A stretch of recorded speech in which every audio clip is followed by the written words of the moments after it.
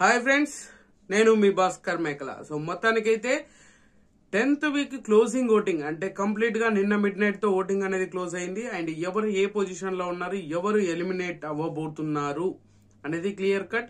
And already 10 మంది nomination లో ఉన్నారు. తనుజ గారు ఇమ్యూనిటీ పవర్ తోటి ఈమె సేవ్ అయిపోయింది కదా నిన్ననే.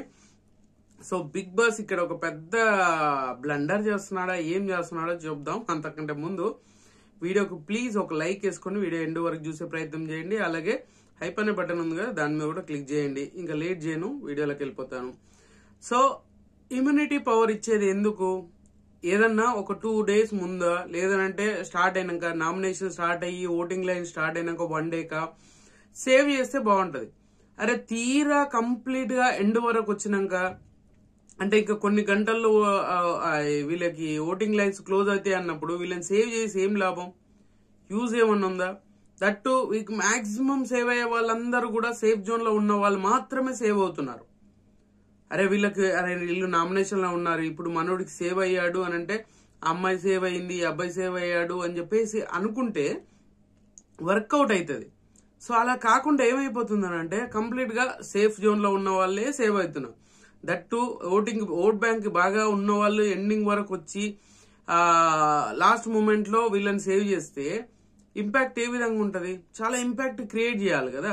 ఆ ఇంపాక్ట్ నాకు తెలిసినంత వరకు ఖచ్చితంగా తనుజ ఒక ఫస్ట్ డేనో, అంటే ఓటింగ్ లైన్ స్టార్ట్ అయినాక ఫస్ట్ డే కానీ సెకండ్ డే కానీ సేవ్ చేసి ఉంటే, లేదు అని అంటే అందులో ఒక 2-3 టాస్క్లు పెట్టి ఒక్కరిని ఇద్దరిని సేవ్ చేసి ఉంటాయి. ఇప్పుడు కళ్యాణ్ తనుజ ఉన్నారు, వీళ్ళిద్దరిని సేవ్ చేసి ఉంటే ఏదో ఇమ్యూనిటీ పవర్ ఏదో టాస్క్ పెట్టి ఏదో విధంగా సేవ్ అయిపోయి ఉంటే అప్పుడు ఎలిమినేషన్ మీద ఇంట్రెస్ట్ వచ్చేది. ఇప్పుడు ఏమైపోయిందంటే వారు వన్ సైడ్ లాగా వీళ్ళు ఎలిమినేట్ అయిపోతారా అని జనరల్ ఆడియన్స్ కూడా ఎక్స్పెక్ట్ చేసే రేంజ్ లో ఎలిమినేషన్ అనేది ప్లాన్ చేస్తున్నాడు బిగ్ బాస్. అసలు బిగ్ బాస్ అంటేనే ట్విస్టులు, టర్న్స్, షాక్లు, షేక్లు ఇలాంటివన్నీ ఉండాలి. ఇప్పుడు అలాంటివన్నీ ఏమీ లేకుండా చాలా ఫ్లోయెంట్ గా తీసుకెళ్లే పరిస్థితిలో తీసుకెళ్తున్నాడు బిగ్ బాస్. అయితే ఎంత చేంజెస్ చేసినా కూడా ఎలిమినేషన్, నామినేషన్ అనేది చాలా ఇంపాక్ట్ చూపిస్తుంది, ఆడియన్స్ బాగా కనెక్ట్ చేసే పరిస్థితి ఉంటుంది. అలాంటి సిచ్యువేషన్ ని కూడా బిగ్ బాస్ చాలా సింపుల్ గా తీసేసినట్టుగా అనిపించింది. దట్టు ఇంకోటి ఏంటంటే ప్రతిసారి ఇప్పటికీ అందరు వరుస పెట్టి ఫైర్ స్టోన్స్ వాళ్ళు వెళ్ళిపోతున్నారు. మరి ఈ వారం కూడా వాళ్ళే వెళ్ళిపోతారా, లేదంటే ఏదన్నా చేంజ్ జరగవచ్చా అనేది అయితే పెద్ద ఇంట్రెస్టింగ్ ఉంది. సో తనుజ ఓటింగ్ లో లేదు కాబట్టి ఎవరి మీదైనా పెద్ద ఇంపాక్ట్ చూపించబోతుందా? రాత్రికి రాత్రి మారిపోయే పరిస్థితి ఏమైనా ఉందా? ఎలిమినేషన్ మీద షాకింగ్ గా ఉండబోతుందా అంటే ఏమీ లేదబ్బా. యాస్టీస్ గా ఓటింగ్ ఆర్డర్ అయితే పెద్దగా ఏమి డిఫరెన్స్ ఏమీ లేదు, అంతే చాలా క్లారిటీగా ఉంది. క్లోజింగ్ ఓటింగ్ లో కూడా పెద్ద పెను మార్పులు జరిగినాయి. తనుజ సేవ్ అవడం వల్ల తనుజ ఫ్యాన్స్ అందరూ మొత్తం ఆపరేషన్ దివ్య చేస్తారు అని చెప్పేసి ఎక్స్పెక్ట్ చేశారు. అందుకోసం ఏమన్నా దివ్యాన్ని సేవ్ చేయడానికి చేశారా అని అంటే కాదు, అంతకంటే దారుణమైన పరిస్థితిలో ఓటింగ్ అనేది ఉంది. ఈయన కంటే, దివ్య కంటే కూడా ఇంకా నలుగురు ఉన్నారు. సో పొజిషన్ చూసుకుంటే నలుగురు ఉన్నప్పుడు ఈమెను క్రాష్ చేయాలంటే తనుజ ఫ్యాన్స్ భీకరంగా వేయాలి. సో అలా అని చెప్పేసి వేసేస్తారు అని అంటే నెగిటివ్ ఎంత ఉందో పాజిటివ్ కూడా అంతే ఉంటది. సో దివ్యాని హేట్ చేసే వాళ్ళు ఎంతమంది ఉన్నారో, లైక్ చేసే వాళ్ళు కూడా దాన్ని అరే పాపం కావాల్సుకొని చేస్తున్నారు అని చెప్పేసి, టార్గెట్ చేస్తున్నారు అని చెప్పేసి ఓట్లు వేసే వాళ్ళు చాలా మంది ఉంటారు. అప్పుడు న్యూట్రల్ ఆడియన్స్ కనెక్ట్ అయ్యే ఛాన్సెస్ ఉంటుంది అనమాట. సో అలా జరుగుతుంది. సో మొత్తానికైతే ఎవరు ఏ పొజిషన్ లో ఉండే ఎలిమినేషన్ జోన్ ని ఫేస్ చేయబోయేది ఎవరు అని అంటే బాటమ్ లో ఉన్న ఇద్దరు మాత్రమే. అది కూడా ఎవరు ఏంటి అనేది అయితే మీకు అర్థమై ఉంటది ఈ పాటికి. బట్ పొజిషన్ చెప్తాను, ఎవరు ఏ పొజిషన్ లో ఉన్నారు, పర్సంటేజ్ అవసరం లేదు, చాలా క్లారిటీగా అరే వీళ్ళు ఈ పొజిషన్ లో ఉన్నారు అని చెప్పేసి మీకు క్లారిటీ వచ్చేస్తుంది అనమాట. సో ఏంటి ఎవరు అంటే కళ్యాణ్ టాప్ పొజిషన్ లో ఉన్నాడబ్బా. మొత్తానికైతే కళ్యాణ్ దుమ్ము లేపే టాప్ పొజిషన్ లో ఉన్నాడు, ఎందుకంటే తనుజ లేదు కదా. సో అలాగా టాప్ పొజిషన్ కి వచ్చాడు అనమాట. సో ఇన్ని రోజులు వారం అంతా తనుజ టాప్ లో ఉంది, ఇప్పుడు ఇందిరా కళ్యాణ్ అనుకుంటే చాలా మంది చూడలే కాబట్టి చెప్తున్నాను, చాలా మందికి ఐడియా ఉండకపోవచ్చు అని క్లారిటీ ఇస్తున్నాడు. సో కళ్యాణ్ టాప్ పొజిషన్ లో ఉన్నాడు, ఇది చాలా క్లారిటీ ఉన్న విషయమే. సో తనుజ లేకపోవడం వల్ల కళ్యాణ్ ఆ పొజిషన్ ఆక్యుపై చేశాడు అని చెప్పొచ్చు. తర్వాత పొజిషనే కదా ఎక్కువ ఇంట్రెస్ట్ క్రియేట్ చేయబోయేది ఎవరు అని అంటే భరణి గారు.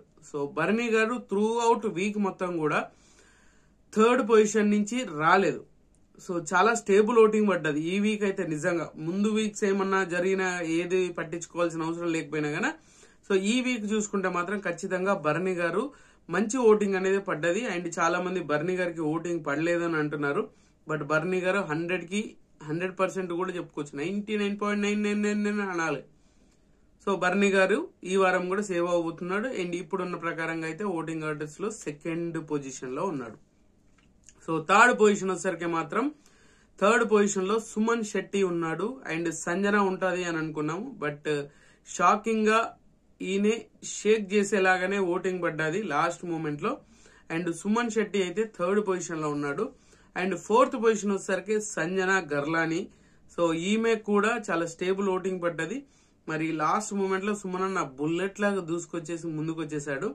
అండ్ ఈమె 4th పొజిషన్ లో ఉంది. 5th పొజిషన్ వచ్చేసరికి చాలా ఇంట్రెస్టింగ్, అంతే 5th పొజిషన్ వచ్చేసరికి దివ్య ఉంది. చాలా మంది దివ్య వెరీ డేంజరస్ పొజిషన్ లో ఉంది అని అంటున్నారు. బట్ నాకు తెలిసినంత వరకు దివ్య డేంజరస్ పొజిషన్ లో లేదు. బిగ్ బాస్ ఏదన్నా మ్యాజిక్లు చేసి తీసేయాలని తప్పే ఓటింగ్ ప్రకారంగా అయితే ఈమె కంటే చాలా మంది వెనకబడి ఉన్నారు. ఇది చాలా క్లిస్టర్ క్లియర్ గా చెప్తున్నాను. ఈమె 5th పొజిషన్ లో ఉంది క్లియర్ కట్ గా. దివ్య వెళ్ళిపోయే ఛాన్సెస్ చాలా తక్కువ. బిగ్ బాస్ కాల్ తీసుకొని వెళ్ళిపోతే తప్ప నార్మల్ గా అయితే వెళ్ళదు. బట్ జరగబోయేది మీకు అర్థమవుతుంది అన్నమాట. సో తర్వాత డెమోన్ ఉన్నాడు 6th పొజిషన్ లో. డెమోన్ కూడా ఊహించిన ఓటింగ్ పడలేదు. కంటెంట్ కి సంబంధించిన ఓటింగ్ అస్సలు పడలేదు. బట్ ఆయనకున్న కొంత పర్సంటేజ్ ఉంది కదా, ఆ కొంత పర్సంటేజ్ ని కంటిన్యూషన్ చేశారు. ఇంకా బెటర్మెంట్ వాడచ్చు, అంత బాగా ఆడాడు, అంత బాగా కంటెంట్ వచ్చింది, అంత బాగా పర్ఫామ్ చేసినప్పుడు అట్లీస్ట్ ఇంపాక్ట్ అనేది ఉండాలి. బట్ మనోడి విషయంలో ఇంపాక్ట్ లేదు. బట్ బయట సోషల్ మీడియాని ఎవరు హ్యాండిల్ చేస్తున్నారో కొంతవరకు హైప్ లేపాల్సిన పరిస్థితులు కూడా లైట్ తీసుకున్నట్టుగా అనిపించింది నాకు. సో తర్వాత రైతు ఉంది. So Ritu Chowdary 7th position లో ఉంది. ఈమె చాలా అంటే చాలా స్టిక్ ఆన్ అయింది అనమాట ఆ పొజిషన్స్ కి. సో బాటమ్ లో ఉన్న పొజిషన్స్ ఆల్మోస్ట్ స్టిక్ ఆన్ గానే ఉన్నాయి అనమాట. ఎవరు ఏ నేమ్ చేంజ్ అవనంటే చేంజ్ అవనన్నట్టుగా ఉన్నారు. సో రీతు 7th పొజిషన్ అయితే. 8th 9th పొజిషన్ లో గౌరవ్ అండ్ నిఖిల్ ఉన్నాడు. సో గౌరవ్ కి కూడా ఎంతో కొంత బెటర్మెంట్ ఓటింగ్ పడ్డది అంటే మైనర్ గా చెప్పొచ్చు. నిఖిల్ కంటే కొంత బెటర్మెంట్ ఓటింగ్ పడ్డది. అయినా కూడా ఇద్దరికి డేంజర్ జోన్ ఉంది.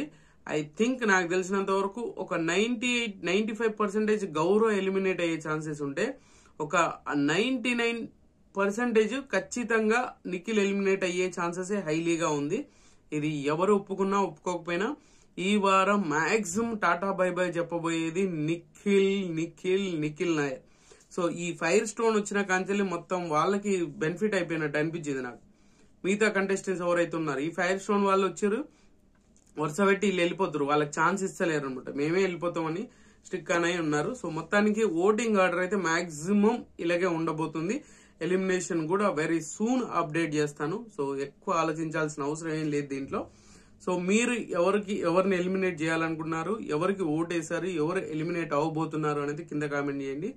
సో ఖచ్చితంగా ఈ వీడియో మీకు నచ్చిందని కూడా నచ్చితే లైక్ చేయండి, షేర్ చేయండి, కామెంట్ చేయండి, సబ్స్క్రైబ్ చేయండి మర్చిపోదు. And good luck.